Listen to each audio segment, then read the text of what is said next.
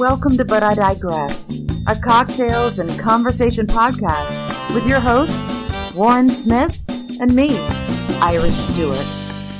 Come on in, honey.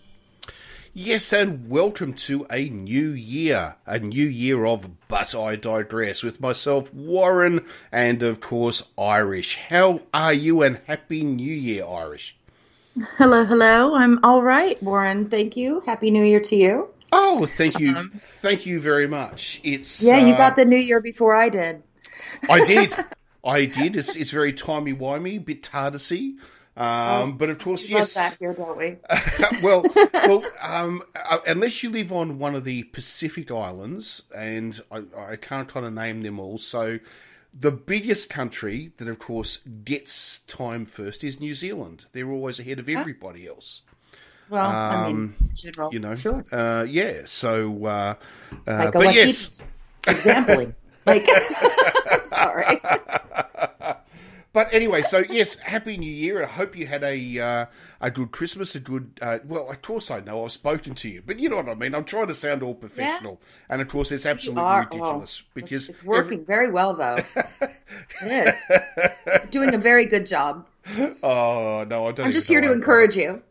That's it. Right. But anyway, so this is, of course, But I Digress, the podcast where Irish and myself sit back and chat about life in general, have a few drinks, and just talk, basically. Yeah, so, and you try to keep me on some sort of track. And good luck. You just as let usual. me rant, I think, is most... No, I don't usually just let you rant. Oh, no. I still haven't made your jingle. Warren's the history rant. Yeah. So I'm behind on that. I apologize because that's all right. It needs to happen. The history rants happen often enough for it to require your own jingle. I'm sorry. I don't know why. I'm not sorry though. I know. I'm just one of these people that just likes to rant about history for some reason. I will rant about lots of stuff. I just don't know that much about history. That's all. I think the main reason is that I really hate the fact that, especially movies, that's a strong word. Yes, well, hate is a strong term, but it is. But in this case, I think it's justified. Actually, I really do hate the way that movies that portray history or historical events get things so wrong. Oh. We've talked about this before. Yeah. Absolutely. It's like I mean I remember there was some time travel. Now I know it's a science fiction movie and all the rest of it. But use it as a history example then. But it starred Sean Connery and they went back in time. It was a cinema release movie. All right, okay. But they go back to ancient France, as in France in the year 1200 or something like that. And they take this guy along with them because he's fluent in French. 1200 France. Nobody spoke fucking French. I mean, it's really stupid. It's like taking somebody back to England at the Battle of Agincourt and sort of saying, oh, we took them back because they spoke English. Nobody spoke English then. I agree with you. I mean... It's one thing if you, in a movie, you're back and it's a different time period and you speak English in the script because you have this movie that you're making for English audiences. Like, I get that, okay? I'm totally okay with that. I get that. But to actually include that as a plot point in the story when it doesn't make sense to the time period, you're right. That's really freaking annoying. I agree with you. Yeah. And you know what? That's not true. It's fucking annoying. Okay, that's what it is. I agree with you on that. And the other thing too is if I ever see even if it is sci-fi. Yes, and if I ever see one more historical war film, and I'm looking at you, 1917, you were a brilliant piece of cinema, but soldiers did not carry their rifles like fucking modern day Navy SEALs. Like that. Like I hate the way every modern movie does this. Warren, but they do it with archery as well. Okay, I know they're holding. I know on the back, and you got to reach across the shoulder and pull it. That's not the way they did that. They're shooting with a longbow. The quivers, the stuff's held on your hip. okay? So that you can reach across that way. You don't reach behind you, up behind you, over your shoulder to grab a freaking arrow. It's ridiculous. So I'm sorry, that is my medieval weaponry rant for the day. That's all I'm doing. Europeans did not fire arrows on horseback. This is a very Eastern No, thing. those are Mongolians. Yeah, yes. Mongolians, and also Parthians. The Parthians from what is now modern-day Persia, Iran, I suppose you would say. Iran now is not modern-day Persia. Yes. Oh, sorry. Yes, Persia. I know. It was. Although for some reason, they we're still referring as Persians, which I think is cool and all. I'm just wondering why. That's because, I don't like. Yeah, it's an ancient term. Yeah, but I think if you go to Iran, they're very proud of being Iranian. But the thing is that if you look at but Iranians that, let's say, live outside of Iran, who were, let's say, not exactly a fan of the revolution, they refer to themselves as Persian. Okay. My neighbors across the street, they are Persians. And they are so lovely. I just want people to know. Yeah. They have so many people there all the time, and they're so friendly and lovely. I love them. They have a lot of parties. And great food. They have a lot of parties there. Fantastic food. Oh, my gosh, yes. Oh, yeah. Oh, my gosh. Well, and then actually the people next door to me directly, which I've said before, was my son's digital animation teacher in high school, which was just random. We moved in next to them. They also, the husband, they own real estate and a bunch of other stuff. But they're from Pakistan originally. And they brought me chicken recently that they thought would be too spicy for me, and I ate the entire plate of it. It was the best chicken I've ever had. And so I was like, I don't think it was necessary. I don't know what the actual name of this type of seasoning that they put on the chicken. I want to ask her, but I haven't seen her. So they go to they go somewhere else during the holidays. I think our lights bother them a little bit. Well, it's not necessarily the lights. My next door neighbor on the other side, their lights go off all the time, but they also play music really loudly with the lights. Okay, so look, put the lights up. I'm down with the lights. I love the lights. We put tons of lights up at our house, but the constant blaring of electronic Christmas music outside of windows makes me want to strangle them to death. But they are also lovely people in general. So we put up with it. But I feel like my neighbors around us maybe aren't big fans. I wonder if they... Well, here's the thing for you. During the holidays. I wonder when they went on vacation whether they gave them a Parthian shot as they left. Ha-ha! No one gets that. You know what a Parthian shot is. That's it. Okay, no, we're not talking. No, we got to move on. That's enough. When you turn your head, I'm shutting this down now. Turn your head around and you look at someone. Yeah. Anyway, no. That's all. Finish. No. All right. I'll shut up. All banana. Right. Okay. All right. Okay. That's my safe word, right? Banana. Stop it. Anyway, enough about Parthians. No terrible dad jokes. All right. I don't care how clever they are. But what I was going to ask actually is New Year's. Now we spoke about Christmas food in the last podcast actually that we did. Because we talked last time on the eve of Christmas Eve. Yes, it was Christmas Eve. Yes, that's right. That's right. For both of us. Yes, and barely. And I was just wondering, do Americans do anything special for New Year's Eve? Like, is there a cultural national type thing, or is it well, yeah, I mean, sure, we do. Most recently we spread COVID. That's what we do on New Year's Eve. I mean, that's basically it. No, that's not true. I mean, that sounds like Australia. That we literally went from before Christmas, COVID not looking good but under control, after New Year's Day, COVID rampant, and it's now out of control. Yeah. So, I have more to say on this, but let's get to that later. New Year's Eve. Yes, I think for the most part, the idea of people going out and getting very dressed up and putting on silly paper hats and blowing through little noisemakers and going out somewhere and getting really drunk and celebrating the ball drop, or here in Orlando, Florida, we have the orange drop, which, yes, okay. Right, okay. Yeah, let's not talk about it. the idea of that is very exciting.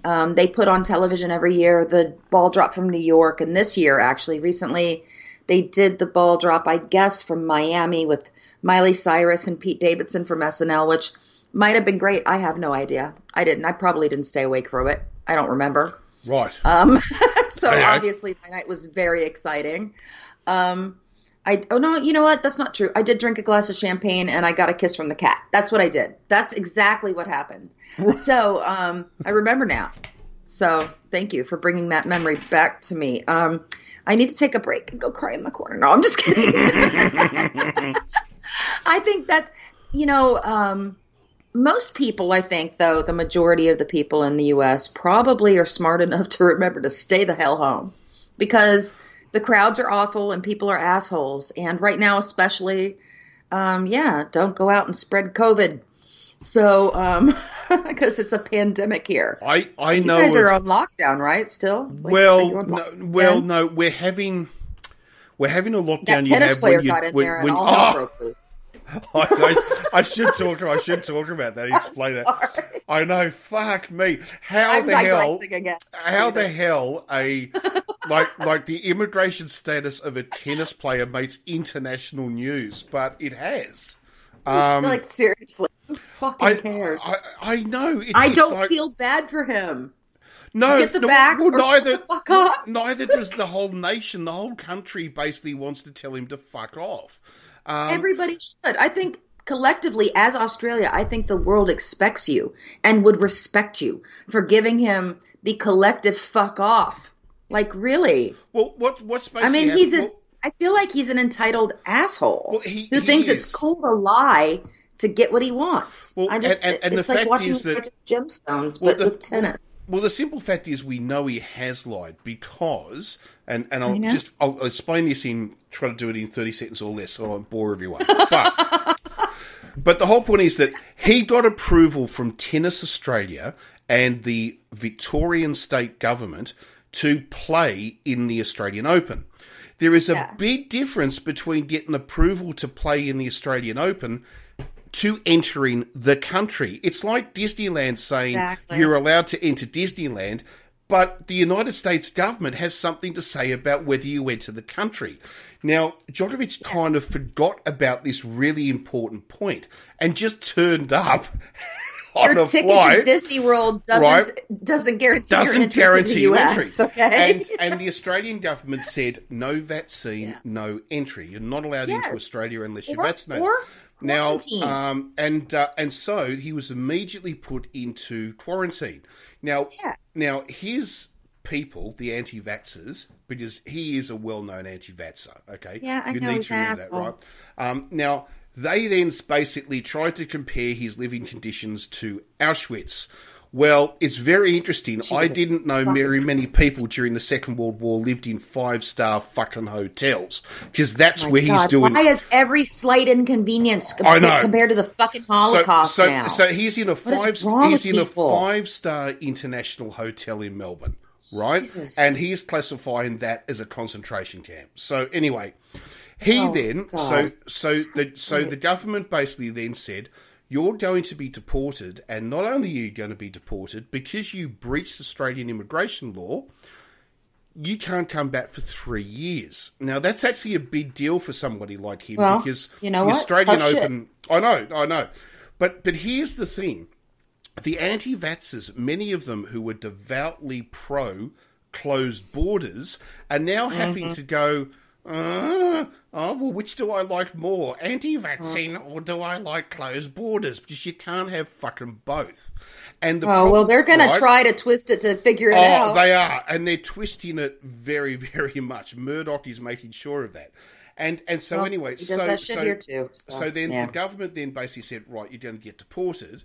So then he challenged it in court. So he then went to court, and court said, and he said, well, I don't have to be vaccinated by Australian law because I've already had COVID. And if I've already had COVID, Australian law says I don't have to be vaccinated. To which the court says, yes. The court then said, okay, absolutely, you are quite right. Then you are allowed to stay in the country. But then it threw back to the Australian government, and the Australian government said, hang on a second. You said you got COVID, but the week following you said you got COVID, you were doing press conferences with children. How the fuck were you doing that if you had COVID? So what is it? Were you endangering children or are you lying? Yeah, so basically you're either lying or you're such a selfish prat, you were putting children's lives at risk. Were you lying then or are you lying now? That's exactly right. What is the option? And so now the Australian government has said, sorry, we don't care what the court says. We've now found section blah blah whatever of the Immigration Act, which now overrules the court decision, which says that you still are going to be deported and you can't come back for 3 years. So he's now challenging in court again right now. And I think as of when we're speaking, I think the next court case is tomorrow, I think, something like that.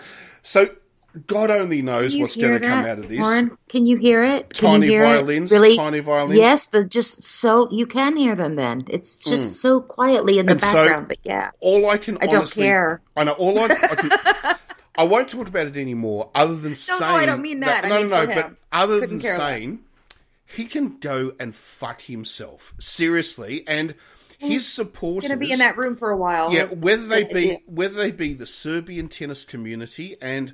Look, Serbia, if you have open fucking borders and let anyone into the country that, then fine. But I know for a fact, Serbia, you don't. So shut the fuck up. Number two, right, I know, because, it's like, imagine if the Australian government... I agree. Imagine if the Australian government said to Serbia, just let anybody in. No, of course they're not going to.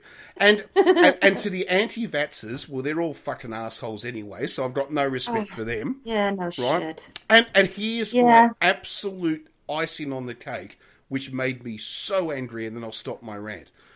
In Britain, the man who was who formed the UKIP, UK Independence Party, the man mostly responsible for Brexit, for Britain leaving the EU, was all based on the fact that Britain had to control its own borders. That was why they had to leave the EU.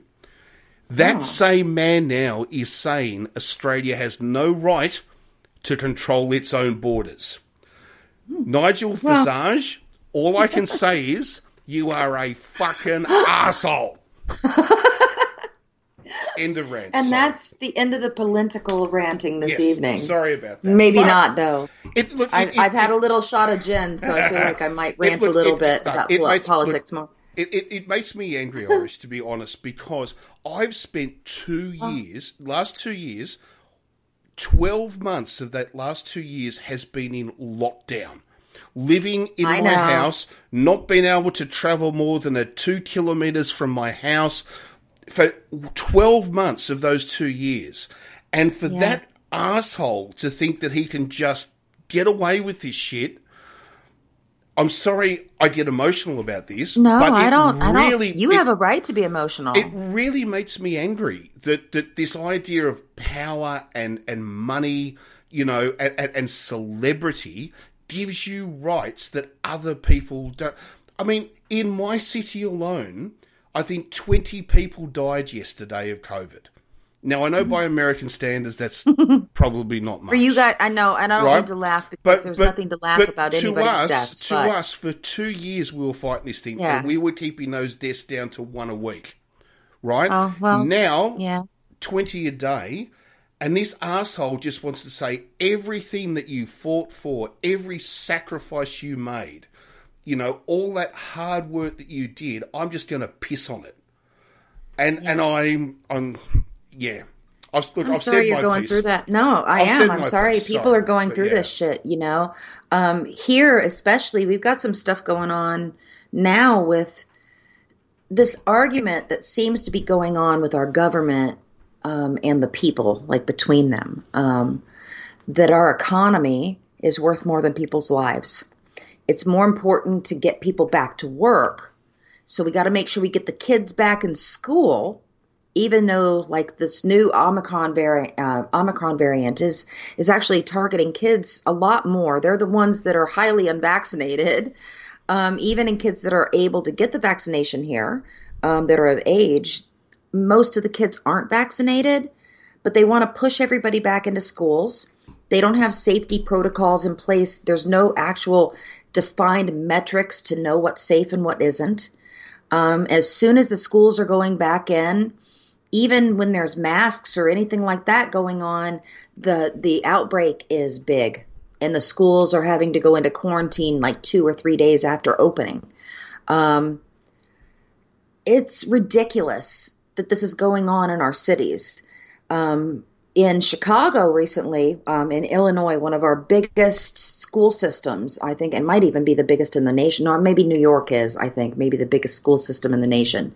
But Chicago schools, in Chicago, they have a real history of labor movements, okay? Labor movements and just protests in general to support the needs of the people. And even the kids now, the teachers the teachers tried to force, because they're not getting the safety metrics initially, the teachers union tried to force remote school. So the mayor responded by locking the teachers out. So they not only weren't getting paid for the days, but they weren't able to teach their students even remotely on the days they were out. But there's no metrics in place to protect the teachers or the students from COVID. So, and they've been asking for this and trying to get somebody, like some actual real rules in place since way back in like June of last year. And the mayor hasn't been really cooperating, and they've been working to do it. So just today, I think, not today because today is Saturday here, but yesterday, sorry, I've had a little gin. This don't giggle at me. It's just the gin. No, I agree with you. It's ridiculous. Sorry. The schools, the kids actually walked out, and they came out, and there's some great kids. Oh my God, I was so, like, my heart was filled with joy when I saw these kids come out, and they were in the media, and they were talking about why they had walked out. Because even though the teachers had been fighting for them, the people that were in charge of actually making the shit happen in the schools, which is not just the administration in the schools, that's not with them, it's the government right now. They don't have the protocols in place. There's nothing they can do. The students recognize that, and they actually walked out in support of the teachers and other things. So I am grossed out by the way our country has put this emphasis on the economy and getting parents who, I'm sorry, and I don't mean this the wrong way, guys. Like, if you have kids and you're exhausted from being at home with them, look, I get it. Kids are fucking exhausting. But it's not the jobs of teachers to relieve you of the responsibility of care for your children because you just can't fucking take it anymore. Okay? Teachers live in multi-generational houses too. They have people in their homes that are at risk. They have comorbidities, perhaps. I don't mean that in a way that, like, I think that's a term they use after death. I don't mean that way. I'm saying there's things that people are struggling with health that you can't anticipate, and you shouldn't expect teachers who are already, let's be honest here in America, okay? We're not only expecting teachers to be the fucking babysitters of our children, but teach them shit that we refuse to even, like, back up at home, okay? And I say we as a general collective of people in my country, okay? A lot of people do this at home, but there's a lot of fucking people that don't do shit at home with their kids to try to teach them anything. They leave it up to the teachers. Send them to school to babysit them. Okay, so now our teachers are not only supposed to be the babysitters and the educators, but because our government won't do anything to stop or change the gun laws here, they're also supposed to be their fucking secret service. Okay, they're bodyguards, shielding them from unknown gunmen that come in to kill them in the middle of their fucking school day. That doesn't make any sense to me. And now on top of that, They want teachers and the people who work in the schools making little to nothing, especially if they live in Florida. Let's be honest. And especially in some other states in the South where education is definitely not prioritized. They want all that stuff from teachers, but now they also want them to put not only their own lives at risk with guns and this entire pandemic, but they want them to put their families' lives at risk too, and children and the children in their classrooms' families' lives at risk. Also that people can go back to work because they're tired of staying home and taking care of their own fucking children to keep them safe. Now, I'm sorry, that's a political rant from me, and that's going to be the end of it this evening, but I would like people to maybe take a look at what the politicians are paid in this country and what they're doing versus what people like the teachers' unions and different places like that are doing for our children while we sit back and point the fingers at them for not doing enough while we allow the government to go on and on and on, fucking us over, telling us over and over again, oh, don't worry, this is going to end soon. It's not, because there's too many goddamn ignorant people who are going to football games and shit like that and going to bars right now without masks on because they think it's all fake or it's some kind of a hoax or it's just over. It's not. And so, honestly, I don't mean to bring us down or anything because I totally did, but it needed to be said. And I've been waiting a while to say it because I've been on vacation. And you know, Warren, I went to Grandma's house and that was stressful. So I've had a lot of things to think about. Well, I'm glad because where I live, there are mask laws, which means that you must wear a mask if you are indoors. Okay? So if you enter anywhere that's indoors, apart from your own house, that's different, obviously, but you must wear a mask, right? If it's indoors. Yeah. So, end of story. Sure. Right? And I was in a servo, a gas station, okay? Okay. About 2 weeks ago, and somebody walked in not wearing a mask. And Australians generally don't kind of complain when they say, like, you would kind of, I know Australians like to sort of say they're loud and they're boisterous and, you know, but actually they tend to just say nothing, you know, if there's something like that happens. So you're brash British people is what you're saying. You're kind of. You're polite, but brash. We're kind of British people, just louder. And and anyway, and this guy came in, and everybody, no, not at all, not at all. And everybody else obviously was in a mask. This is part of the law and all the rest of it. Yeah. And then this woman came in, and I have to say, God bless her. Seriously, she came in, and she was there, and she saw this guy like there without the mask, and she actually said, "For fuck's sake, what sort of asshole are you?" And I thought, good on you, because I didn't say anything. Like, I'll be honest with you, I didn't, right? Oh. The guy working behind the counter didn't say anything. The other two people in there didn't say anything. And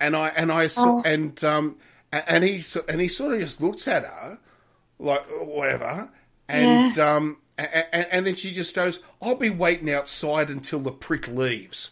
And then she walked out. Oh, shit. And I thought, why didn't I have the guts to do that? You know? Yeah, well, you know? Okay. Yeah, I mean, okay. Yes and no.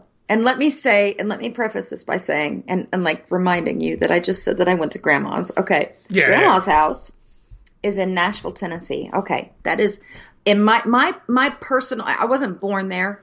Okay. I was born in Florida, but I feel like Nashville is my hometown because I went to high school there, and I went to college there, which university. I don't know what you guys call that there. University.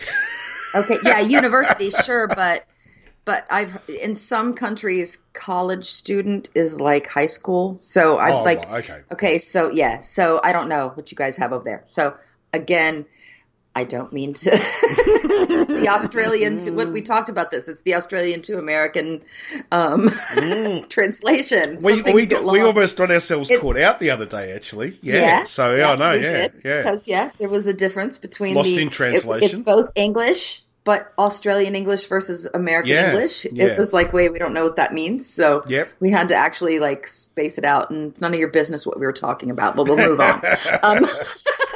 It's going to make them think it was dirty, and I'm fine with that. Oh, cool. That's so. That's what we're talking about. I'm totally fine with that. No, okay. So I went home, and Nashville is it's not a rural area. Okay, it's in the South. It's the heart of the South, in my opinion. But Nashville is not rural. There are rural areas around it, but it's a big city. It's bigger than the city I live in now, Orlando, in Florida. And that's where Disney World is, and Universal Studios, and blah, blah, blah. Okay, tons of theme parks and things here. But Nashville is a way bigger city. And people are moving there. And I went there, and I was reminded pretty quickly about how different people are in different areas. And people mean well, and they don't mean to be different. But it was interesting to me just in general, the different kinds of speech and the way, you know what, Warren? Oh, you know what? I'm going to just admit it right now. Mm-hmm. I totally lost my fucking train of thought. What the hell was I went to Grandma's house. Why did I tell you that? I started. It's the gin. I had one too many shots. We can come back to it. We can come back to it. It's all right. No, we can never come back to it. You know why? I will never remember what I was talking about. Nashville. No, it won't happen. To Nashville. No, it's gone. It's gone. No, it's gone. Okay, it's gone. If it comes back, and yell you know out. what? I feel like because it's gone, we should just let it go. Mm-hmm. That's kind of the Zen thing. All right. It's obviously not important. All right. Let's move on. All right. Let's move on to something very different. And that is, of course, now, Doctor Who. We're all fans of Doctor Who. Now, of course, Doctor Who has, of course, its New Year's special. In the same, it used to be the Christmas special, but it's changed a few years ago, and it's now the New Year's. I've already told you, Warren. Yeah. You're throwing shit on me. I've already told you how I feel about all of this. No, go ahead. Oh, okay. But no, go ahead. I'm going to cry. I hadn't seen season 13 of Doctor Who. Like, in other words, 2021's Doctor Who. I'd actually not seen it. And you know what? Yeah. I didn't watch Peter Capaldi's transformation. I'm not doing it. The regeneration, not doing it. All right, fair enough. I told you. Nope. I lived through Matt Smith, my first Doctor love. I survived it. He was good. I learned. No, it was okay. But the whole thing, and I learned to survive. I learned to live with it. And Peter Capaldi grew on me, my heart and his eyebrows. Okay, and Clara. Okay, and Missy and River and like the whole thing. But let's be honest, I could not take one more loss. And I did not watch the Christmas episode of the end of Peter Capaldi's Doctor. And I have not watched I have not watched a single episode since. And you know why? I can't take any more loss, Warren. I can't do it. That's okay. I don't mean to not support the first female Doctor. I really wanted to, but I can't.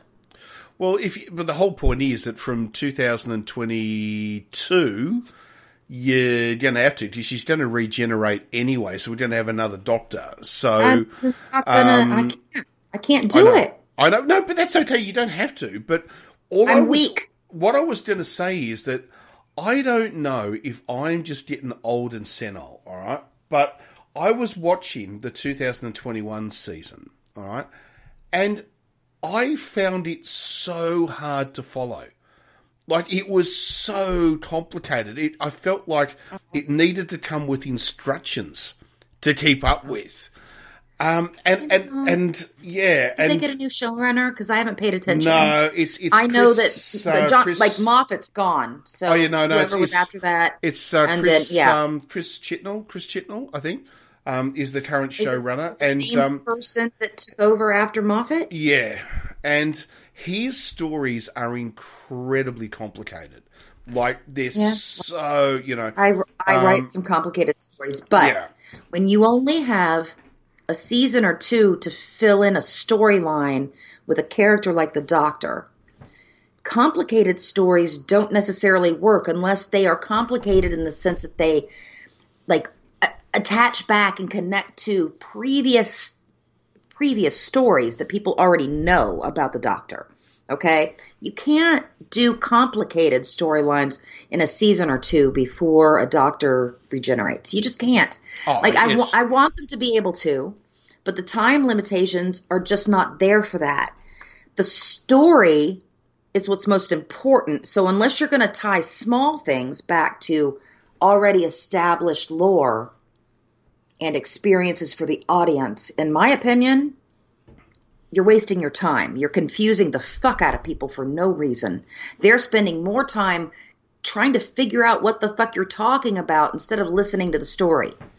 So I'm not one that promotes baseline storylines. I don't like that. I want to think when I'm watching something, but if you get too complex in too short of a time, too many people can't keep up. It's just the way it is. Yeah. End of rant. Well, no, but I've already had a screenwriting today on. But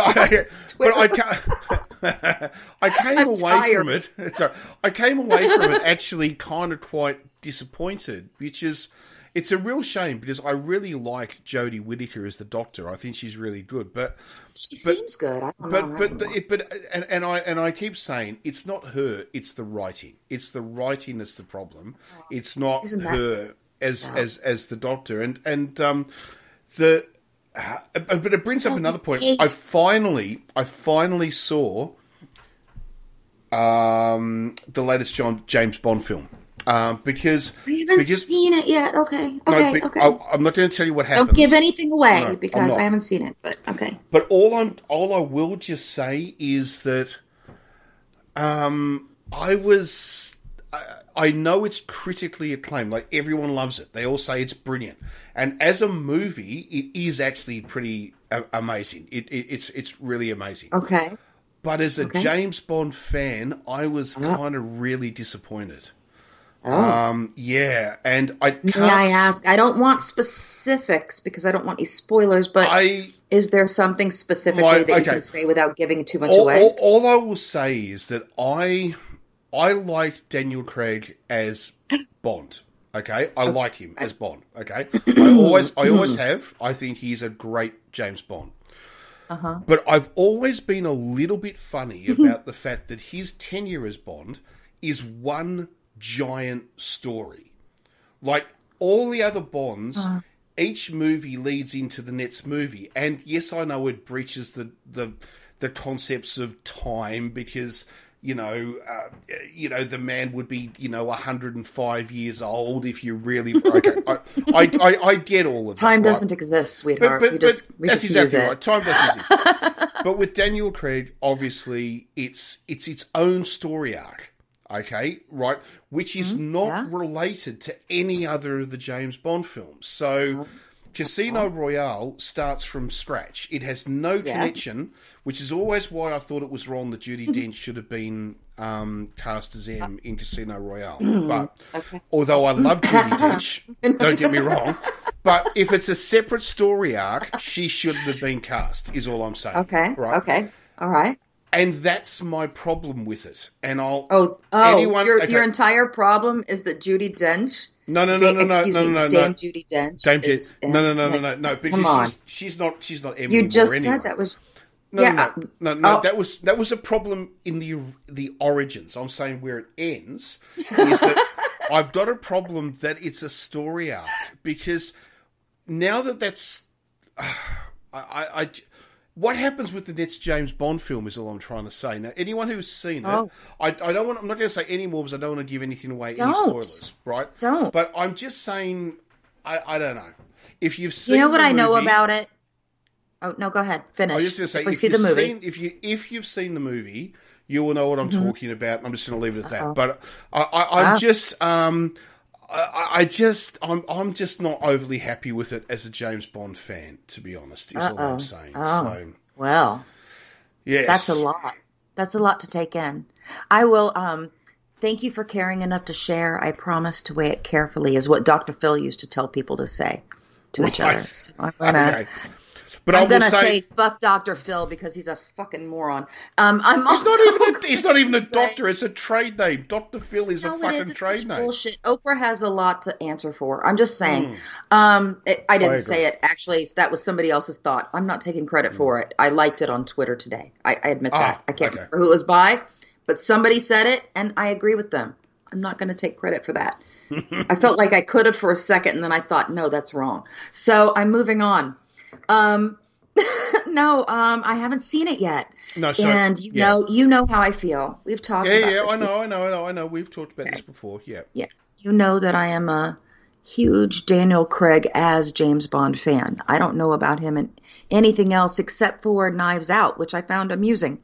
And thought it was kind of funny. But other than that, watch Layer Cake. There's a British movie called Layer Cake. That's the movie that sold. You said Layer Cake, and I got really excited for some reason. I don't know what that means, but okay. It's a British heist film, or kind of heist film, but it's the movie that sold me on Daniel Craig as James Bond. It was made before he took over the role. As okay, well, I hadn't seen him before it, so I didn't have any expectations. But the piercing blue eyes kind of were like, okay, I can't, but. That's all I'm going to say about that. Anyway, I haven't seen the movie, but what I do know about it was that quite a while ago, and here I am again, I'm just going to be a geek about this, and I'm sorry. I'm not sorry. I really love Billie Eilish's music. I didn't want to, but the more I listen to it, the more I love it. But hearing the song Just No Time to Die, like a year ago, I didn't know that I didn't know that was the name of the new Bond film because I don't pay attention to that crap. And I don't. And I heard the song and I was like, holy shit, this sounds exactly like a Bond theme. I was like, this is fucking awesome. So I listened to it. Yeah, I'm a child. It doesn't matter. The song is amazing. And I thought, once I heard it and realized that it was actually a Bond theme, I thought that was actually very cool. So I'm excited in general because one, I love Daniel Craig as Bond. I'm not going to lie. I am a fangirl of both his and, let's be honest, Billie Eilish. And if you don't like it, too bad. Well, I am who I am. What I will say is that the Bond, like I've always said, does a Bond theme suit the tone of the movie? And one what do you thing, think? Yeah, absolutely. It's spot on. It's spot on. Absolutely spot on. I'm not trying to fangirl here, but I want people to know, like, because you're saying that really matched the feel of the film so much. In the same way that the song to Spectre really suits the movie. Casino Royale, that movie, through the Craig era, I would argue that every theme song suits the movie perfectly. They've been spot on every single time. The music in film and TV is so important to the overall vibe and feel of the entire production. If you don't have the right soundtrack, it makes or breaks your project. It really does. I mean, I really do feel that way. I'm going to say, though, just in general about Billie Eilish's music, and then I'm going to shut up, that honestly, I learned about her from my niece a while ago. Okay, like a while ago. And I was like, whatever, because I'm going to be honest with you, as a person my age, sometimes you look at some of the younger artists and you judge them immediately based on the way they look or what you think you've heard about them. But if you don't listen to their music, you don't understand that maybe they're way deeper than you would expect them to be for the age they're at. And I think a lot of it with her stuff, of course, comes with her background and her family, where they come from, and her brother, who's, the musical production stuff in their entire family is pretty off the charts. So she was kind of set up to do some great stuff. But I do want people to take a bit, if you haven't listened to her music, and give it a chance, because it's so much different than you think it's going to be based on the way she looks. And I just want people to remember that sometimes ignore the outside and look for what's on the inside. So just listen to the music. It's actually way better than I was expecting. So yeah, she's now kind of one of my favorite artists. I like to listen to her stuff. So go out there and check it out if you haven't. And if you don't like it, don't judge me. I don't care. And I'll tell you what, if you're an Aston Martin fan, this movie will blow your mind. Okay, there are 3 of them in this movie. Oh, really? There is the original DB5, which my God, you don't even have to be a car person to not love an Aston Martin DB5. Come on. Yeah. And it's just one of the most beautiful cars ever made. And they're not paying us to say that. No. No. And but there's also the DB6 from On Her Majesty's Secret Service with George Lazenby. And there's the current Aston Martin in it as well, which is driven by 007, who is not, of course, James Bond. That's, of course, the whole joke of the movie. So so if you're an Aston Martin fan, wow, you get 3 of them. And yeah. You know I drive a James Bond car though, right? You know that? Well, kinda. It's not the same year. It's a Sean Connery car. It's not really. Is it a It's an XJ8. Yeah, but that's not James Bond. You are not right. No, Casino Royale. It was the first full-size luxury car. That was in. It was in the 2006 James Bond film, Casino Royale. He drives a DB9. No, DB. No. Yeah, DB8. No. A Jaguar? I'm gonna challenge you. I'm going to challenge you. Oh, really? It was used by Mr. White. It was in a James. Mr. White. Oh, okay. It was used by Mr. White. Yeah. Yeah. Okay. I'm sorry. Okay. You're right. Sorry. You know what? No. Sorry.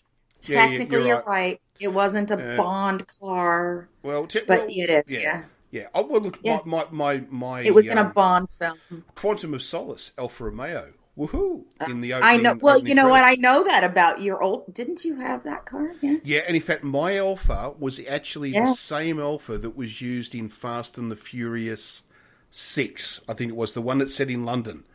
The escape they make from the back of the aeroplane is in not my personal one, but in just let them think so. Yeah. Okay, but in the Alfa that I actually, I have to admit, it's kind of cool to think that I don't own it anymore. I just own a bog standard Volkswagen, today. But up you until like that car though. Yeah, I actually love it. To be honest with you, it's perfect for everything I do. But I still miss my Alfa, to be honest. I mean, it's like, I mean, it was kind of cool to say, I drove a car that was in the Fast and Furious franchise.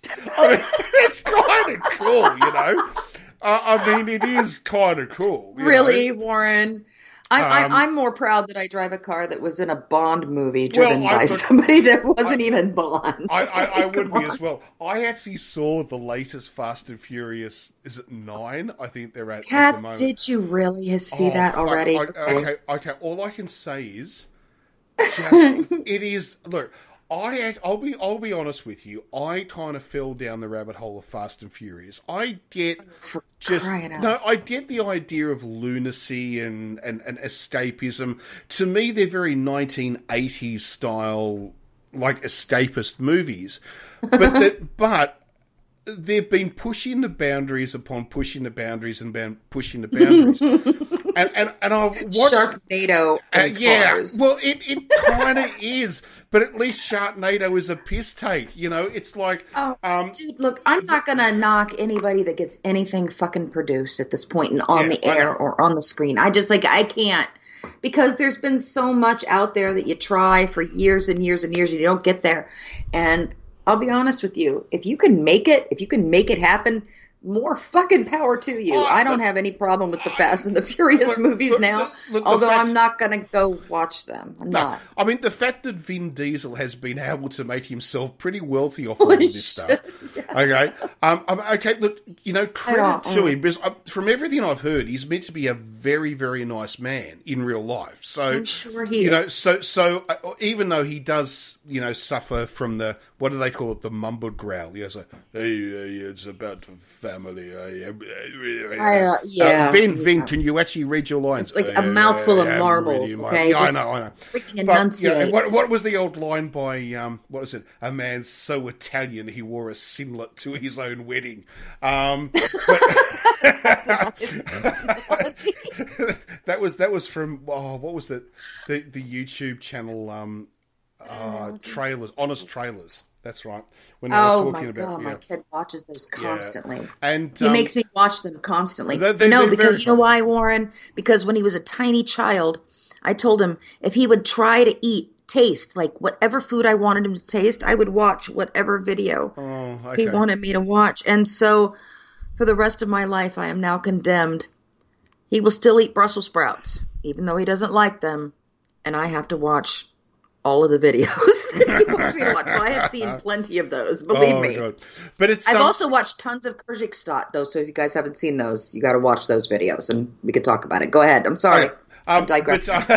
But the whole idea that I'm seriously meant to take Vin Diesel in seriously, do you know what I mean? I mean, because he's almost become a parody of himself. Because it's a bit like someone like The Rock or Arnold Schwarzenegger. When you watch their movies, you don't actually take them totally seriously. Because you know how like they kind of get the fact that it's nuts what they're doing. Like they kind of understand that. But the difference with Vin Diesel is I don't think he does. He actually takes this deadly seriously. Yeah, and I agree with you, and not necessarily, but I also think Jason Statham has maybe the same kind of idea, except until kind of recently. Yeah. No, you're absolutely right. And I think that's one of the reasons why somebody like The Rock.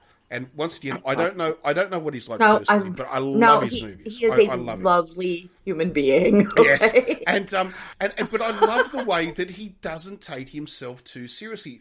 Arnold Schwarzenegger is the same. Sylvester Stallone does now, but it took him a while. You know what I mean? Yeah. And I suppose Arnie the same. It took him really until about 2000 to start. When he did Kindergarten Cop and Twins, when he started doing the comedy stuff, I feel like he realized that he had a better career, or at least a separate side of his career in a comedy aspect, even though, look, let's be honest, it was difficult to watch. But I was afraid of him in Terminator when I first saw it. Like, he's a badass dude. Like, it's not that.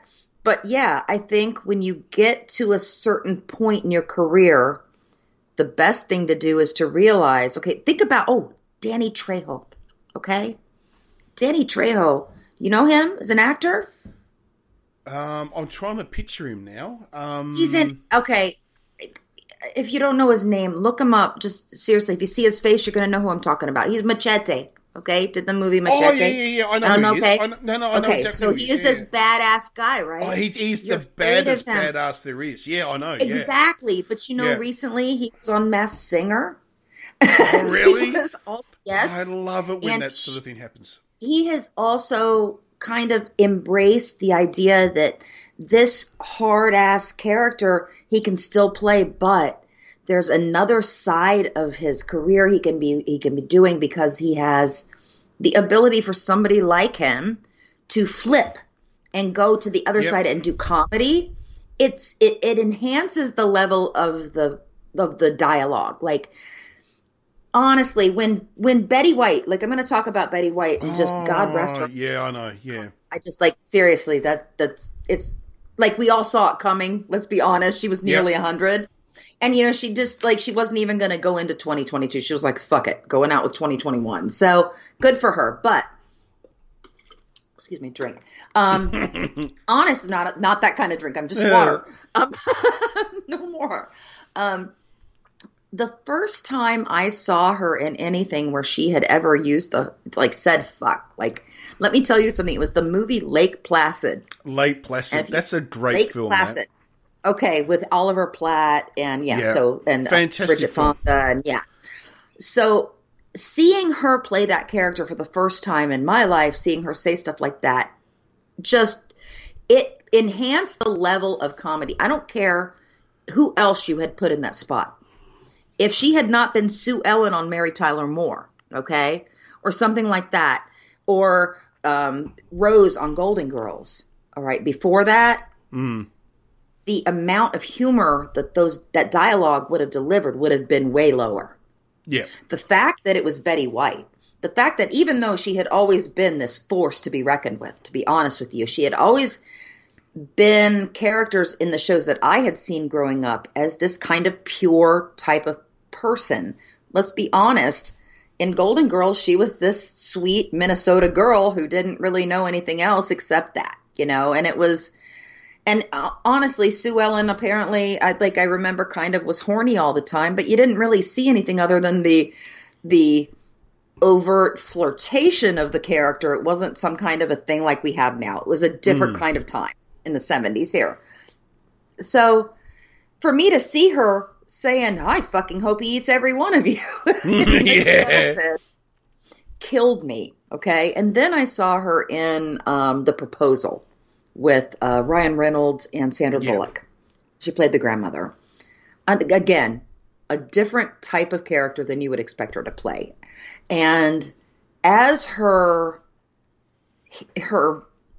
celebrity once again grew, okay, because she had been a celebrity and then it waned, and then all of a sudden it grew and grew and grew with these younger generations coming in and starting to appreciate the things that they look at as nostalgic from us, we look at as nostalgic. They look at as, oh, look what these old people used to watch and how innocent it all was. And I love the fact that she became something more than what she was initially. She was able to take that innocent side of her character and flip it and turn it into this brash, irreverent old woman that, let's be honest, women who are my age and Gen X, we strive to become like that because we are tired of being polite. We're in our 50s and our late 40s now, and we just don't give any fucks anymore. So we like to see her like that. So she was an icon, and she's going to be sorely missed. The world is going to be a darker place without her light here, honestly. There was something about her, wasn't there? I mean, everybody loved her. I mean, she was... Well, was she almost the Lucille Ball of her of the modern era? I really think part of it grew from... On the internet was the Golden Girls, I think. But what really did it was when that online presence grew for her, and people were demanding that she get on SNL to host, and people were pushing and pushing and pushing and pushing for the longest time, and SNL hired her to host, and she fucking killed every skit she was in. I get goosebumps now. I said that. I get goosebumps thinking about it. Yeah. To be honest with you, her wit and her quickness and her level of ability to read the audience and play on that at any moment was the most epic talent that I think I've ever really seen. Comedy is hard. A lot of people can do drama. Drama's not that hard. You draw from the pain in yourself as a method actor, and you remember that time your dog died and you were so sad, or your grandma did, and you draw on that to play a role that's dramatic and hurtful, but it's really, really, really hard to play believable comedy, to play it naturally, to have the wit to just throw off the lines at the right time. The timing is everything. And if you don't have it, you don't have the wit, and you don't have a quick ability to even think, like at the drop of a hat, if somebody fucks up a line and you have to go with it, if you don't have that ability, you can't really do comedy. You're reading other people's lines that are comedic, but you don't do comedy. That's a difference. And she was a fucking force to be reckoned with. And honestly, if I ever even reach 1/100th of her potential, I will have considered my life a success. Honestly.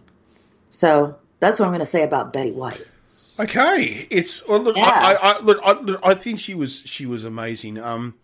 I have to, but I will digress a little bit because we brought up. I just did. No, because you brought up Lake Placid, and I actually think that this is a movie which is really underrated, which became a B movie. For some reason, posting, which then they then made Lake Placid 2, 3, 4, yes, they did, 5, which all went downhill. Which are all basically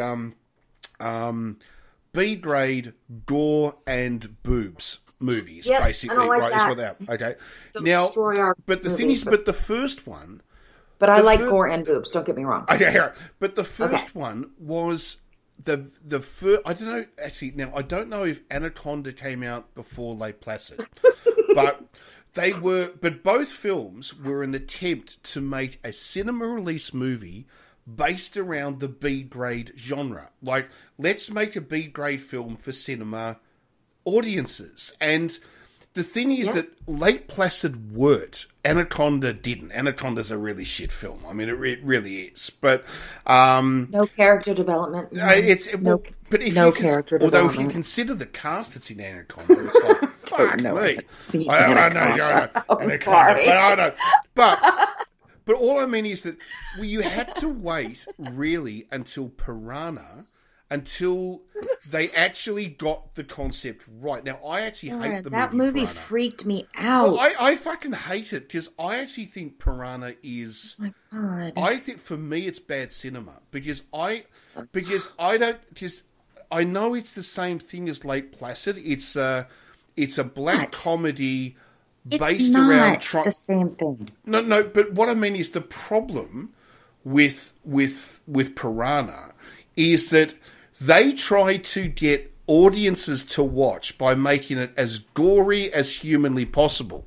Which is not a story. Where the thing about Lake Placid is that they used wit and black comedy to sort of say, hey, we're going to really do something different to what you've seen before.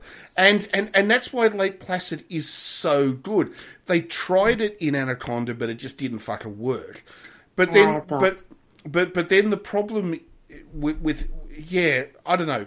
Do you get where I'm going? Sorry, I said I have thoughts and I derailed you. I didn't mean that. I'm just I do about Anaconda or not about Anaconda. Apart from Jessica Lopez looks fucking gorgeous in it, but with that to one side, you know. But that to one side, did you say Jessica Lopez? Is that what you just said? Jennifer Lopez. I said Jessica Lopez. Sorry. You did. Sorry about that. All right. Sorry about that. Yeah. Jen. So anyway, I'm going to tell you what the difference is. Mm-hmm. Lake Placid wrote a story that happened to have gore in it. Anaconda was a gore movie that they tried to shove a story into. Right. That's the difference, okay? Yeah, okay. It's the difference. It's the very basic difference between a Marvel film for the most part, and there are exceptions, very big recent ones, but that's a different story. But like a Marvel film versus a DC film, okay? Mm-hmm. They're both superhero action films. But Marvel, at least in their earlier generations, prior to what they're turning into right now, which I don't know what's coming, what they did is they built and wrote stories that were human stories involving, they were character-driven stories that just happened to be about people who were also superheroes. Yeah. Okay? DC writes movies about superheroes who are people. Get what the difference is? Yeah, I do. That's really interesting. Okay, because if you write an action superhero film, you're writing an action film with no plot line. Even if you try to put a story into it, your characters are automatically going to be base and surface. Your storyline is going to be created specifically to insert dialogue between action sequences. Okay? If you are writing a character-driven superhero story, like Marvel has done in the past, you write a story about people in a situation and they just happen to be superheroes too. Okay, so that's the difference. They developed the characters. We spent movie after movie after movie learning the characters, learning about the people who just happen to also be superheroes. You watch ER, the TV show ER, the characters are the storyline. They happen to be doctors. The setting is in a hospital because they happen to be doctors, but the storyline revolves around them as people. People are people. They aren't the occupation that they have. So superheroes are the same thing. So that's the difference for me in any kind of movie with action in it. That includes something like with The Rock in it, okay? Versus, because let's be honest with you, Dwayne Johnson is not a bad actor. And what he has the ability to do is not take himself too seriously, which I think is really cool. He went from being expected to be, because he's this big wrestling guy with the big muscles, to be a guy who has no brains and no ability to actually deliver a line. So what do? They want to, big explosions. Like, that's what they've done in the past. Okay? Those are not great movies. They're action movies. There's no real story to them. You fit dialogue and sequences in between action sequences to make a movie like that. But recently, he's been doing stuff that he doesn't take himself too seriously. He can go into Jumanji and play roles where he's, like a 15-year-old girl. And honestly, I've been impressed with him. So while he's a big muscle-bound guy, I'm going to say I don't think that he doesn't have the potential to be something more amazing than he is even now. I would like to see him in some roles that aren't action-based, to be truthful. I don't think it would ever happen, because I think... Don't say never. Never know. But I was going to ask, what did you think of... and, of course, I'm assuming you've seen the film. What did you think of Arnold Schwarzenegger in Collateral Damage, which had to be delayed for 12 months with its release because of 9/11? Because people thought it was going to be a bit too close to home. I'm going to be honest with you. I probably didn't see it. Right. Okay. I know of the film. I've heard the title. I remember that it's an Arnold movie. But is that the one where he says, "I will kill you last"? And you said you'd kill me last. I lied. Is that the one? I was please don't. Is it? Oh, I don't know. Now. I don't know. That's the one where he's the firefighter and his family's killed in a terrorist attack. That could be one of a gajillion movies. You know what? I'm tired of the same formula. Okay, I'm tired of emergency room dramas and cop dramas and firefighter dramas and lawyers who are like I'm so. I was about to say, tired. Don't go to Hong Kong then, because what do they say? Every movie either has to have ghosts, police, criminals. I'll do the ghosts. Fucking ghosts. No, what do they say in Hong Kong cinema? Every single movie is either ghosts, police, criminals. There's two others, but every single Hong Kong film what if it's is a about ghost one of these... bad cop? It's a ghost of a criminal cop. You could probably do that as well. Oh, sorry. But they reckon even their naughtier films, like their what you used to call they call category 3 films, which is what you would probably call rated X films. No, God, not stuff like that. Boring. No. Okay, move on. No. You know what you would call Cinemax. That sort of thing. Soft porn. Yeah. But titties, even those still have to fall under the categories of ghost, police, crime. It's amazing. A soft porn ghost cop. It's a criminal. It's I don't. but it's like, even just look at Jackie Chan. All right.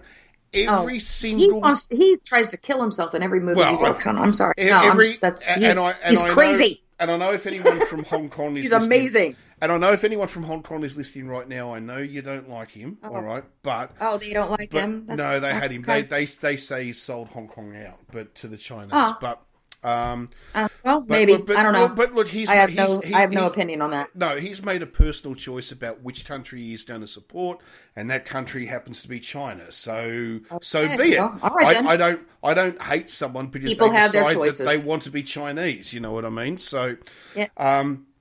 But if you look at all of his films, as amazing as they are, and I'm not going to include the Western ones, like the ones which are American and stuff.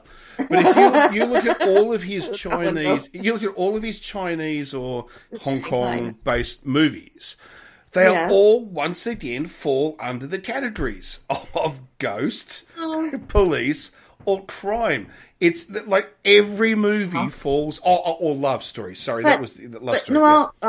Okay. Well, here in the U.S., your TV shows basically, for the most part, if you're going to be on network TV, are cops, lawyers, or doctors. That's like really, it's all this emergency and stress shit and people killing each other. And just like, I actually enjoy some stuff that kind of moves away from that. Sometimes well, then you want to see it. You want to see tired of the reality TV shows too. You want to see Australian TV when they do actually make drama in this country.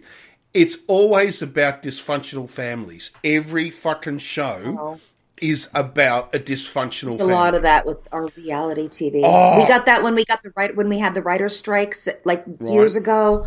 Reality TV was invented at that point because they didn't need writers. They just put people on TV and they made asses of themselves. And now American television is ruined forever. And we have created generations of just trash narcissists who need to be on screen for every fucking thing. And on top of it, they exploit people who, I'm going to be honest with you, I'm not trying to be mean, but who are ridiculed because of who they are on TV. But they do the shows because it makes them money, and the producers are preying on people, and they're being ridiculed and mocked by the masses. And I have a real fucking problem with it. I hate to see it. I know write a script, write a story. Well, can I tell you a story about reality TV? Yeah. I know someone, or I should rephrase that, knew somebody. I have not spoken to them in 10 years. 10 years, 8 years, something like that. It's been a while anyway. Okay. All right. And who was on an Australian reality TV show. And it was called like My Restaurant Rules or Restaurant Wars or something like this. Okay, yeah. And she was South Korean. She was actually from Busan, and she was living in Australia. As I'm sure it's the same in the United States. You get lots of people who leave Korea, Japan, China, whatever, and they come and work in, for a couple of years and all the rest of it, right? Yeah, and so she was here, and she actually auditioned for the show, okay? Oh. And because all the staff of the restaurants had to audition, okay? They not just get the job as a waiter, you had to audition. No. All right, it's reality. Make sure you're good on camera. Yeah. Anyway, and she landed the job of the of the restaurant manager. Okay, so there was the waiters. I think you call them servers in the United States. So waiters, sure, but servers is a more generic term, non-gender specific. And then there was the manager, and then there would be the kitchen staff. The chef, the sous chef. Everyone had to be auditioned, and then there'd be the owners. Now, the owners were the people who were competing against each other, and there was a set of owners in each city. So Sydney had one, Melbourne had one, Brisbane had one, Adelaide had one, and they were all competing against each other, and you had to vote at the end to decide who won, sort of thing, right? Okay. So anyway, she got the job but she had moved to Adelaide, and she's working in Adelaide, and she got the job. Well, I don't want to name this person, but I'll just say that she was not an unattractive person, shall we just say that? Okay. And let's just say she had to just literally click her fingers and she would be in a relationship. It was that simple. She was that good. You men think that's so. No. But she was what I meant was she was one of those people who never had to be alone if they didn't have to be alone. If you get what I'm saying. And sure. All right. And anyway, so she started dating the Adelaide director. Now, remember, there's multiple directors of this show and all the rest of it. So she started dating the director. Now, there was an episode that went to air. Let's just call her Kim, because I don't want to use her real name. So let's just say Kim. Yeah, don't use her real name. So Kim is fine, yes. Okay, it was just a Korean name. So Kim let's just say Kim. So let's just say Kim was really angry. Kim was really angry with the owners because of this, and you see her, and she's literally there scowling at the camera and telling the camera to fuck off and all this sort of stuff, right? And it goes, and I spoke to her on the phone the night it aired, and I said, oh, that was what the fuck happened there, and she goes, I am so angry, and she goes, I love the owners. They're really, really nice people. I was pissed off with my current boyfriend, the director, and I was telling him to fuck off whenever they pointed the camera in my face. But what they did was they put that to air saying that she was angry with the owners. Oh, of course. They totally wrote a story. They will edit that shit to create a story. It's not real. And she said that this is meant to be reality TV. There was nothing real about what happened. Reality TV is a complete ridiculous thing to say. Yeah. It's not. It's not reality. It's created reality. Okay? Let's be honest with you. There is nothing on those reality shows that isn't set up and discussed ahead of time. I don't care what you guys think. Well, it's not reality. Well, what are they even calling it now? Scripted reality. I mean, how the fuck? Oh, no, they don't even say it's scripted reality. I mean, no. They don't even. It's still it's still a reality show. It's the term reality has lost all meaning, especially in the U.S. Let's be honest with you. Not only in television and film, but also politics. So let's be honest. Words used to have meanings. Yeah. They no longer have meanings. We have redefined words to mean what we feel like them fucking meaning at any given moment. Reality is a misnomer. Okay? Reality TV is not a thing. It's just not. If you think it's reality, you are their rube. That's it. You're the mark. Okay? That's it. It is kind of, it is actually snake oil salesmanship, isn't it? Reality TV. It absolutely is. You know, it really is when you think about it. I mean, they're trying to sell you something which is not real. I have been privy to the conversations behind the camera. It is absolutely not real. There is one. Okay, I'll just say this. In Australia, this is going back many, many, many, many years ago. There is a show which is still running called Love Island. Okay, I think it's international, right? And where they put couples on the island and they separate them and then they see if they would cheat. Okay, right. Now, I know someone who had something to do with one of the seasons of the show. That's all I'm going to say. And we are really going back 10, 12. This is a long time ago, all right? Okay. And I can still remember them telling me about how the fact that one of the couples who were put onto the show met each other for the first time when they landed on the island. Oh, I actually have some stories. Yeah, not that show. They had never met each other before. And then they just said, just pretend to be married. I'm going to say 20 years ago, and I think it's still on here in the U.S., the show Jerry Springer Show. Oh, like a fucking train wreck. Okay. Yeah. At the time, it's not like you didn't want to look, but you kind of had to. It was that kind of train wreck kind of thing, you know? Yeah. Okay. So I knew a girl who I worked with on a different level, but she had previously been a dancer at a nightclub. Okay. Not a nightclub, at a strip club. Let's be honest. Okay. So she had been a dancer. Yeah, no, I don't have any problem with it at all. Please don't. But she had been a dancer, and she had been approached by a producer from the Jerry Springer show.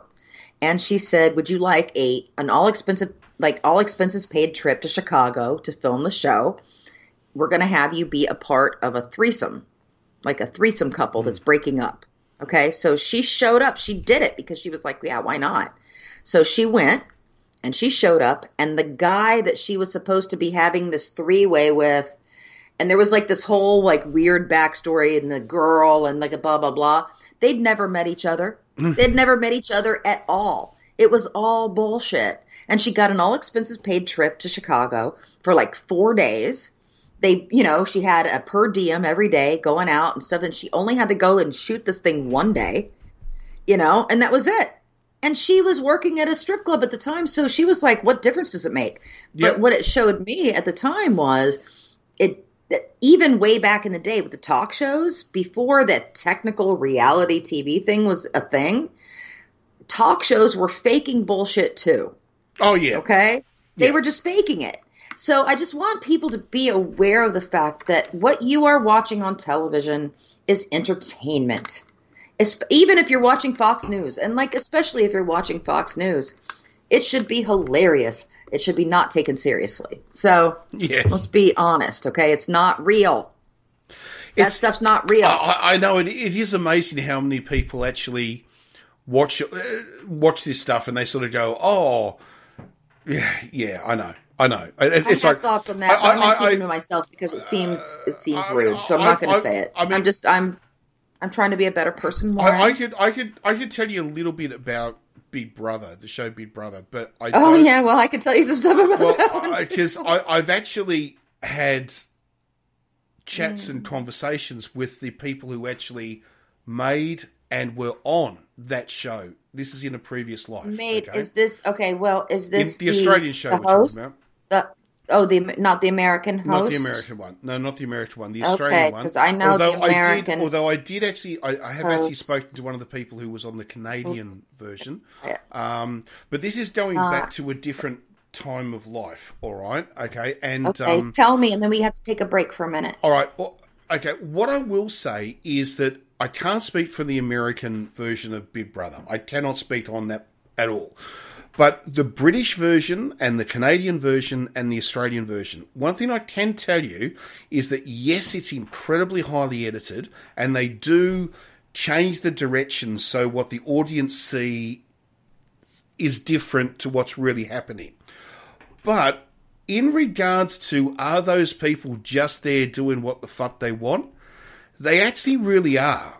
They really, really are. It's not, I'm not saying there aren't natural situations. And it is totally up to the camera and the director on the day to how that particular show is. Production supervisor in the end. Yes. Sorry. Yes, I know. I know. I'm putting it all on the director, and I shouldn't be. No, it's all of them. The director's involved in that too. It's all of them. It's the overall. What do we want to show the audience? Yeah. What can we take from what we filmed? Hundreds and hundreds of hours. How can we manipulate the footage to get people to buy into a story? They decide to make one person the villain, and they use the footage to figure that out. Because I can promise you, everybody rolls their eyes, but they got 27 shots of this girl doing it in one episode. You think she's the villain. That's just the way it is. Yep. Well, okay? They used to, Let's be honest, they're manipulating you every moment. Oh, and it was always a giveaway in the old days of that show, because they used to have both the produced show that would go to air, but then once you hit like about 11 o'clock at night, they would have free to air, like live streaming from the house. Oh, yeah, I remember that. And one of the problems that they had was that literally 4 hours before, two people were about to kill each other. And then suddenly we crossed to the live stream 4 hours later, and those people are there fucking hugging each other, having a great time. I'm like that with people I know too, but that's besides the point. And so it wasn't the the people on the show were staging what they were doing. No, it was being manipulated by the production company. Yeah, that's exactly right. Our job is to create stories for you to watch and be enchanted by. That's what our job is. Yeah. If you think that anything you watch on TV, and I'm going to be honest with you now, including like cable news networks, is anything other than created to make you think a certain thing and make you feel a certain way, then maybe you need to take more of a look at how things are produced and what's going on behind the scenes. Because I'm going to be honest with you, it really is. I think I've said I'm going to be honest with you like a million times.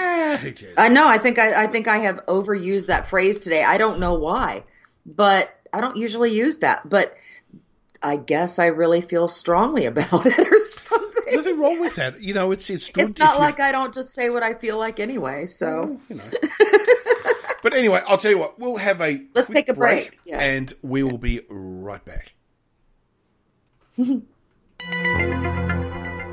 And timey-wimey, we are back. And, but look, one thing I did want to actually ask you about, we started talking about it before the New Year's Eve. Actually, at the very start of the show. I thought I had not asked you the same in return, and that was very rude of me. It was very American of me. No. It was very, septic of me? Yes. So do you remember that, do you? Septic. I'm like an elephant, Warren. I remember everything. It's honestly a term we don't use very often, but it is. But it does exist, but we don't use it very often. We really it doesn't matter. I'm teasing. Yeah, oh my gosh! Right. You don't have to make an explanation. I thought it was funny.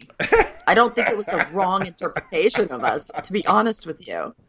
There's a great scene in an Australian movie called The Odd Angry Shot, which is set in South Vietnam, and they're all in their tent and they're playing cards and drinking beers, and then an American officer and this other guy comes in, and you just see all of them are sitting around the table playing, and it just instantly all of them in unison go septics as they walk in, right? And they come in, and there's the officer and the soldier is carrying a rifle, and then the corporal who's in charge of like this whole game sort of goes, "Please sit down, and may your gun bearer unload himself." I was just laughing for your gun bearer. Just he comes in with his rifle. You know what I find so funny is that your amusement with this whole thing. That's what I find. Sorry, it's maybe it's a very Australian. You know, the fact that I found that hilarious, but anyway, you know. No, it's quite Australian apparently, and I'm fine with it. Yeah, we deserve that ridicule. No. And we will accept it. We all have. But when I say we, it's the royal we. It's me and the mouse in my pocket. We will accept it. It's fine. But we all have our own national senses. We are highly amused. It's fine. Okay. All right. What we were talking about, I know. That's what we were talking about. Yes, New Year's Eve. Now, do you, as Americans, and also yourself, because like Christmas, at Christmas, obviously, we spoke about what happens at Christmas. We've spoken about Thanksgiving before, and I still cannot believe that once upon a time, I actually had to explain to somebody on Twitter that no, we don't celebrate Thanksgiving in Australia. Because they actually said to me, "What are you doing for Thanksgiving?" Which really did fucking blow my mind. Did they realize you were from Australia? Fucking oath, yeah. Okay, In their defense, I will say Canada also celebrates a Thanksgiving, not our Thanksgiving. Yeah, but it's okay. But I'm not it's like 5 weeks different. It was ignorant. Yeah, I know. Yeah, no, anyway. They're not. Yeah, but New Year's Americans, we've discussed what Americans know and what they don't care about knowing, right? We've done that. I know. And, we can't keep going over this, Warren. I'm just going to keep being disappointed in us. No, we don't. But anyway. Okay. New Year's Eve. So, what is an American New Year's Eve? Generally, I know everybody's different. I know, but if you were going to sum up an American New Year's Eve, and I know you said that you yourself hid away, which, by the way, is exactly what I did, because I don't want to get fucking... Smart people hid away. Sorry. Omicron. I know, It's not even that. I wouldn't have gone out either way. No. You know what I did 2 years ago? I made the mistake of taking my mother to Epcot Center on New Year's Eve. Do you want to talk about my experience there, Warren? Do we probably not want to talk about it, or do we want to? Let's talk about it. Okay. No, let's talk about it, because I'm going to be honest with you. It could have been fucking awesome. I'll be honest with you. Okay? It could have been. But my mother was with me. Okay? It's not her fault. But there's a time and place for Generation Xers like myself to feel at home. And we rarely get a chance to do things like go to raves these days. And I'm going to say to you, I miss it. I'm not going to lie. I don't. I miss it a lot. I'm not going to lie at all. The 90s were a lovely time in Orlando. We actually created rave culture in the U.S., so you're welcome for all the ecstasy. But anyway, what happened was we went to Epcot. Yeah. Sorry, you just made me go all nostalgic. I know, I'm on the subject, but we have to move on. No, I know. Someone actually said to me about 2 months ago, and they actually sort of said, the 90s was our time. That was our decade. And I said, don't you mean the 80s? And he goes, no, we were too young. We were too young. You can't classify... You can't be 14 and say that's your decade. No. I agree. It's the time between maybe just before you graduate from high school and then through your college years, whether you went to college or not. That time period, that's your formative years. That's your hometown then. But yes... I was in Nashville for part of it, and then we came to Orlando. Let's be honest, it created rave culture. If you read about it, you'll even find out it created it in the United States. It started here, folks, right on I Drive. No, that's not true. Orange Avenue. That's a lie. I Drive is a tourist destination. Don't believe me. I've had a lot of gin. Anyway, no. Okay, the club used to be Firestone everybody would go to. So as an older person... middle-aged now, Gen X, with a child who is the age I was when I was partying downtown. We still, at least the people that I've spoken to, okay, we all still feel like we did when we were in our 20s. We do. We want to go out and have a good time. We can't do two things at once. We can't do something in the day and at night, okay? But if we take a nap, we can go out at night and we can dance for a couple of hours, right? It's going to be fine. So we go out and we have some drinks, but we can't do that because now all the clubs in the area that we feel comfortable or want to go to relive those moments in our life, they're filled with young people who look at us as creepy old people in their clubs going, what the fuck are you doing, right? So, yeah, you know what I'm talking about, right? I do. No, you maybe not have lived it, but you can understand what I'm talking about, or at least sort of relate. You still feel like you did in your 20s, don't you? Well, I do, right? Well, I do and I don't. Except for the knees, right? Everything else. Okay. I'm not going to speak for all of No. I'll keep this simple. Yes, of course I do. Everyone does. No, we're not the knees. No, mentally, it's hard for you to look in the mirror and see yourself the age you are, because it is for me. Because I don't feel that age. No, you look in the mirror and you see somebody half that age. When you look in the mirror, you don't see a real reflection back. I don't. Oh no, that's bullshit. That's the opposite for me, Warren. Okay. I see my real reflection. I don't feel my real reflection. I see it and I go, no, that's bullshit. That's probably the same thing. But yeah. You know what? Because men get sexier as they get older. Women just get older. Okay. No, that's not true at all. I don't believe that for a moment. I don't.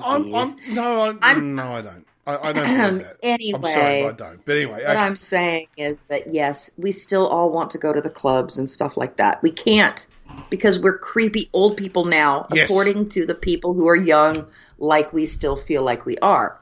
Yes. So the other day, I had to tell you, Noah, my kid, 22 years old, said to me, Mom, I have a solution for you. I was like, okay, lay it on me. He said, start a club and call it Gen Xers. He said, that way, it's a party club, like a total rave club, but for people your age. And he goes, and then there's like this VIP area that's called OK Boomers. Okay, boomers. Yeah, but the club they're not even boomers. The current. No, he thought the VIP area could be for the older people who were like, okay, we're the old people. Boomers are old. We're going to the club now. Okay, yeah. If we go to the club, we're the old people. All right. But at Gen Xers, the boomers are the old people like us who are trying to get into the club. We're the young people. Well, boomers area in the corner. Well, that was his point. So you and I are both Generation X. Okay. Yes. Yeah. Although it does, I have read some articles which put me as a boomer and others that put me as an X, and it depends on who you read. Because what year do you say that X starts? Like, what do you say it starts at? What year? I don't because know. Most, and I don't want to say no, because most is 1965, but I've seen some that say 1970. So the problem is, if it's 1970, I'm a baby boomer. If it's 1965, I'm a Gen X. Let me say to you that I don't think that you're a baby boomer because my mother was born in 1952. Well, and she was at the end. She was toward the closer end of the baby boomer generation, not the end, but toward the end. So I don't think if you were 65, I am not going to say I'm not a baby boomer. No, I'm not 65. I'm 68. But the whole point. Is, 60. Oh, then I don't think. I absolutely don't think you're a baby boomer. But the whole point is that my understanding is that baby boomers is 45 to 65. 67. No, 65. I don't think so. Oh, okay. Well, all right. Only if those women were banging some stuff out too late. Like, I don't know. All right. I don't know what they were doing. I'm not in their house. I don't know. Because that's where all I know is that my shop would have been closed way before that. I'm just no. Because the only generation that has a confusing date is the split between baby boomers and Gen X. Everybody else has a clear defining date. But that one is... It depends on who you speak to. I think that's the ambiguity of the people who are on the edge, who want to be younger or... Right. Yeah, I don't know. Yeah. I don't know what the definition of that is. All I know is that if you were born in 68, I don't believe in any way, shape, or form that you were a baby boomer. Well, I've always called myself Gen X. But not just that. I'm going back to when I was 30. I still called myself Gen X. Do you know? I'm pretty sure I did too at that point. So it's not like I was. This is something just recent where I'm trying to make myself feel younger. It's like, although I did tell you the story about my Ray-Bans, my fucking Wayfarers. You did. I mean that is just what. Oh God, it's. I saw on eBay they were selling a Series 1 Tag Heuer Formula One watch, which they came out like 1989, I think were the first ones, and they ran through the 1990s. Okay, yeah, well, I know how you and they were the watch that everybody had to have. You know, yes, the Tag Heuer Formula One, right?